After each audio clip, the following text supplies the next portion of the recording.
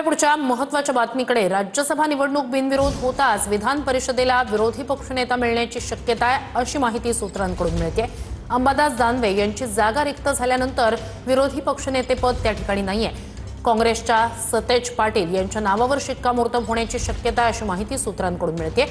तर विरोधी पक्षनेते पदासंदर्भात भाजपची नवी खेळी समोर येते अशी माहिती सूत्रांकडून मिळते।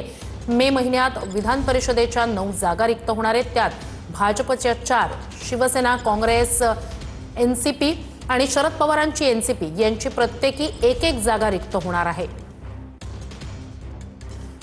अधिक या सगळ्या संदर्भात बोलूया आपले प्रतिनिधी विनायक डावरुंग यांच्याशी। विनायक, ही महत्त्वाची अपडेट राज्यसभा निवडणूक आणि विधान परिषद विरोधी पक्षनेता या संदर्भात।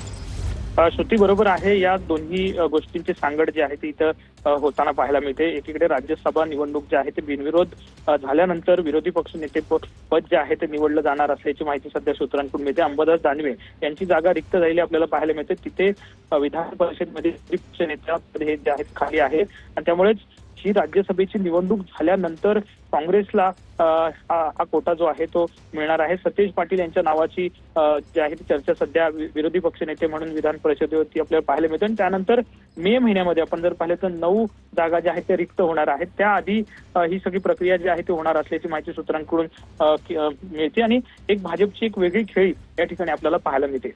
नक्कीच महत्त्वाची आणि मोठी घडामोड आहे। तुर्तास धन्यवाद विनायक, तुम्ही दिलेल्या संपूर्ण जागांसाठी।